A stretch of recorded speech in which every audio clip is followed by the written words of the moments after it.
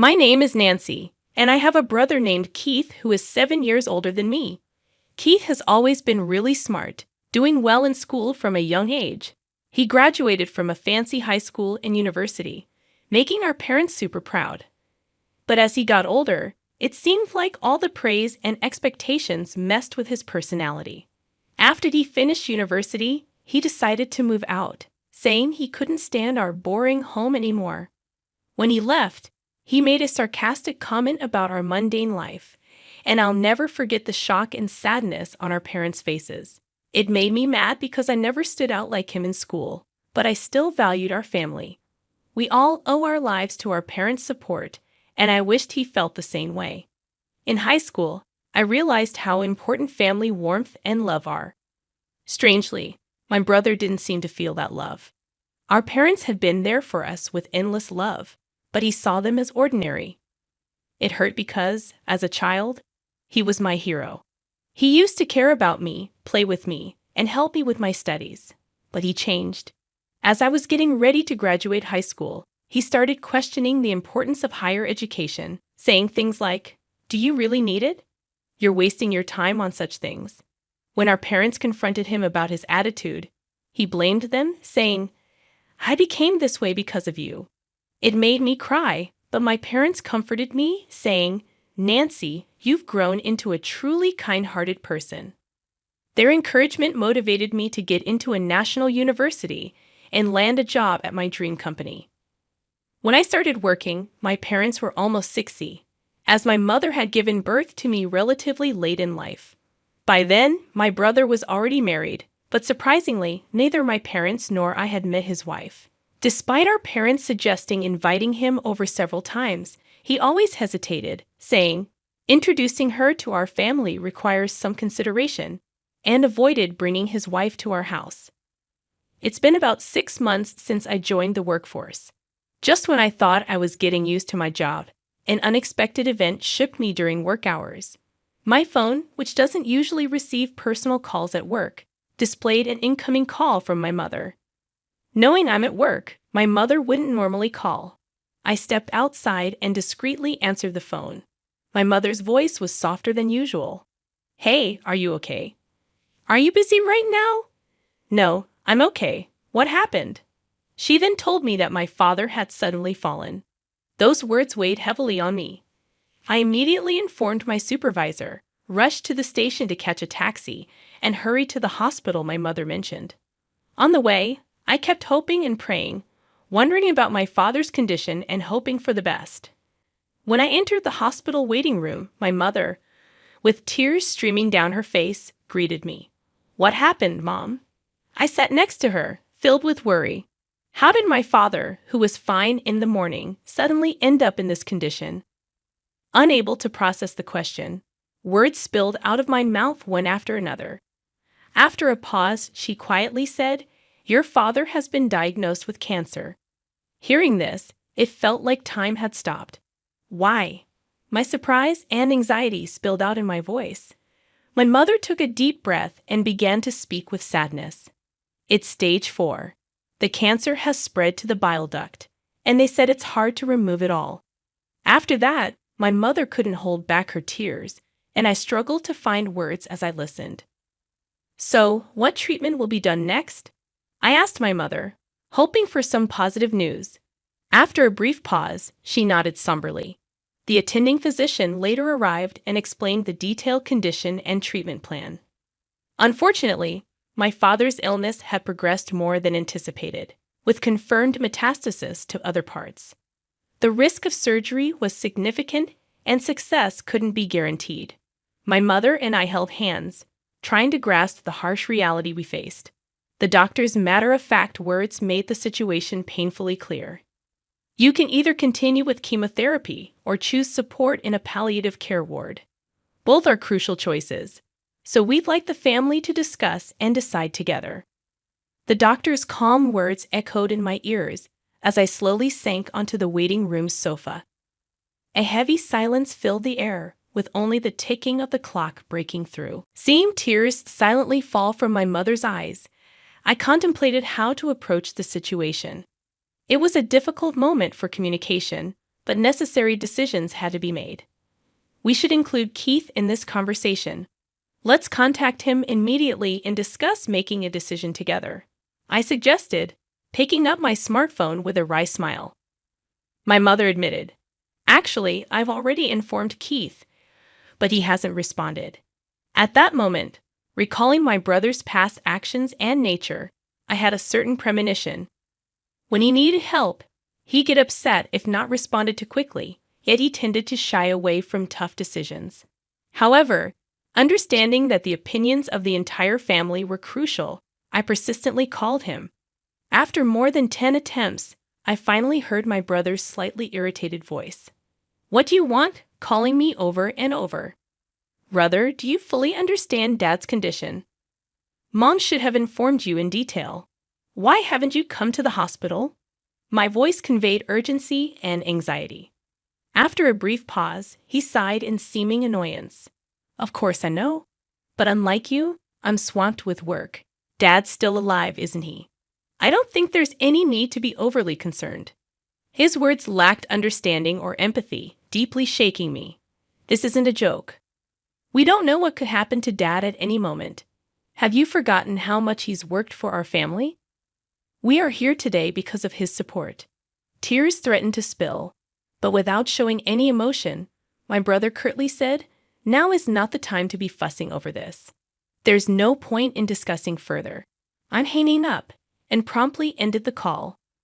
Stunned by the exchange, I was at a loss, unable to hide my astonishment at my brother's indifference. I knew he lacked a sense of family bond and gratitude, but I never expected him to become so detached. When I returned to my mother, she looked concerned and asked, "What happened?" I simply replied, "It seems he's quite busy now," avoiding the details. My mother sighed deeply, saying, "It would have been comforting if Keith was here." My father chose to spend his final moments in a palliative care ward, and a few months after that decision, he peacefully passed away. I informed my brother of the solemn news over the phone and shared the details of the wake and funeral. However, his response was cold, stating, "I'm busy with work, so I can't attend. Please proceed without me." True to his word, he didn't show up at our father's wake or funeral. Even my mother seemed shocked by this fact. She probably never imagined her son wouldn't attend his father's funeral. Both family and acquaintances expressed surprise and disappointment at his absence. After the funeral, in a moment of quiet among the family, my mother exhaled deeply, murmuring to herself, "He really didn't come." I took her hand and said firmly, "Mom, let's not worry about him anymore. We have to let him walk his own path. For now, let's cherish our memories of Dad." My mother tightly squeezed my hand in response, smiled, and said, "Thank you." Unbelievably, the next day, my older brother suddenly appeared at our apartment. When I opened the door, his expression was different, filled with an urgent restlessness. Stepping inside, he demanded without any greeting, "Where is the inheritance Father left behind?"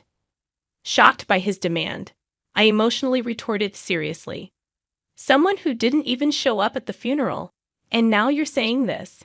Visibly irritated, my brother snapped, "Kids should stay quiet," creating an instant tense atmosphere. However, my mother stepped forward, trying to calm the situation. "Apart from this apartment, your father didn't leave much behind," she explained. "That can't be true," my brother retorted, barely concealing his anger. Staying calm, my mother placed my father's passbook on the table for my brother to see. As he flipped through it, it became evident that all our father's savings had been transferred to a different account. "What's going on?" my brother exclaimed in surprise. Gently, my mother explained, "Your father had instructed to move all the money to my account earlier. Also, the apartment's name has been changed, and now it's in my name." Taken aback, my brother was speechless, clicking his tongue in frustration before leaving. Watching him go, we were once again filled with admiration and gratitude for our father's foresight and his plan to protect the family. A few months later, my mother unexpectedly fell and was rushed to the hospital. The diagnosis revealed pneumonia in a more advanced stage than we thought. I remembered her recent slight cough when she had seen a doctor at a small clinic. Initially diagnosed with a minor cold, we felt reassured and didn't worry further. However, detailed examinations at a major hospital disclosed her condition was much more severe than anticipated, giving her only about 3 months to live. Hearing this, I was at a loss for words, struggling to believe it, especially when she appeared so healthy. As expected, or tragically, just a few days after the 3-month mark, my mother quietly passed away. The space without her was filled with an indescribable stillness and sorrow. Why didn't I know this sooner? Why didn't I take her to a bigger hospital immediately? Filled with guilt and grief, I shed tears countless times. Even after hearing about my mother's passing, there was no sign of my brother coming to our house. My aunt, my mother's sister, and I handled the arrangements for the wake and the funeral. Understandably, my aunt was extremely outraged that my brother didn't appear at our mother's last rites, just as he hadn't for our father's. However, expecting or saying anything to my brother felt meaningless after recalling his past actions. However, a few days after the funeral, my brother reappeared, accompanied by his wife, whom we were meeting for the first time, as my aunt and I were sorting out the heirlooms. Where's Mom's inheritance? She must have left something, right? Right from the start, that was my brother's concern. I was both shocked and dumbfounded, and my aunt, equally stunned, stared at him in disbelief. Even more astonishing was that my brother's wife, my new sister-in-law, stood beside him without meeting our eyes or offering any greetings. She just stood silently next to my brother. What shocked me even more was that my brother hadn't even visited our mother's grave. Brother, please at least pay your respects to our parents. At the very least, visit Mom's grave, I calmly requested. With a sneering laugh, my brother responded, "Does that even mean anything?" He quickly followed with, "By the way, how much of Mom's inheritance is left?" May's expression changed drastically at that moment. In a voice filled with anger, contrasting with her usual warmth, she sternly admonished Keith, "How can you think of such things at a time like this? Nancy is managing the funeral on behalf of both of you, putting in all her effort. Shouldn't you act with a bit of gratitude, thinking of your parents?" However, my brother completely ignored our aunt's anger, responding dismissively, "Auntie, it's none of your business. Don't interfere." Suddenly, with the demands from my brother and sister-in-law, the room's atmosphere turned cold and tense. From behind my brother, my smiling sister-in-law said, "Of course, I remember your name, Nancy. Do you plan to keep all of your mother's inheritance for yourself? Sorry, but we can't allow that. This apartment is so lovely. I think it's perfect for us." I never imagined that my brother and his wife would say such things. "Why should I have to leave for the sake of both of you?" I asked, my voice quivering, while twirling her finger. My sister-in-law continued, "This apartment has just been renovated, and its location is amazing. It's close to the station, and there are plenty of shops, so we'll be living here." My anger peaked. "Big brother, all you care about is the inheritance. What are you thinking?" Unable to hold back, I raised my voice, turning away. My brother let out a heavy sigh. "Such vulgar behavior. Do you think raising your voice solves everything? We'll be back here in 3 days. Have everything ready to move out by then." With those words, their intentions became crystal clear. A mix of anger and sadness bubbled up, and I couldn't stop my tears from flowing. But this wasn't just a one-time event. I had to think about what to do next. Determined, I wiped my tears. My aunt gently tapped my shoulder and handed me a letter. The delicate handwriting of my mother adorned the envelope's surface. "What's this, Auntie?" I asked, carefully opening the envelope. "Your mother trusted this to me for a just-in-case scenario. She told me to give it to you at the right moment," my aunt said, tears forming in her eyes. I unfolded the paper inside. My mother's beautiful handwriting filled the page. "To my precious Nancy, if you are reading this letter, it means I'm no longer in this world. I'm truly sorry for our parting." I felt warmth in the back of my eyes, tears beginning to flow. "You might have Keith visit the house concerning the inheritance, but don't worry, Everything that your father handed down to me is now yours. I was at a loss for words. I had no idea my mother had thought this far ahead and prepared everything in advance. I'm sorry for suddenly leaving you alone, but I'm at peace because I've seen how much you've grown into a wonderful person. While learning is essential, it's not everything. The kindness and compassion you learn through your interactions with people are what I believe hold the most value. Your father and I were genuinely happy to see you grow up with such a warm heart until our last days, and words can't express just how proud we are of you. I truly want to express my heartfelt gratitude. Thank you. Overwhelmed? I read on, deeply moved. Mom, the words before me blurred with my tears, but I was determined to take in every sentiment my mother had conveyed and continued reading. Actually, after your father passed away, following his wishes, I secretly changed the apartment's ownership to your name. I'm sorry for using your seal without permission, but it was both your father's and my wish. Please don't be angry. Life has its ups and downs, even when things get tough. We want you to persevere and live your life fully, so stay strong and find your happiness. The letter ended there. Tears streamed down my face, wetting the paper. My aunt, standing next to me, pressed her eyes and shed tears alongside me. Your sister truly cared about you. In her heart, you were a treasure, my aunt said gently, holding my hand. From the envelope, a bank book in my name emerged. It seemed like something my mother must have secretly made in the past. To my surprise, when I opened the bank book, a substantial amount was recorded.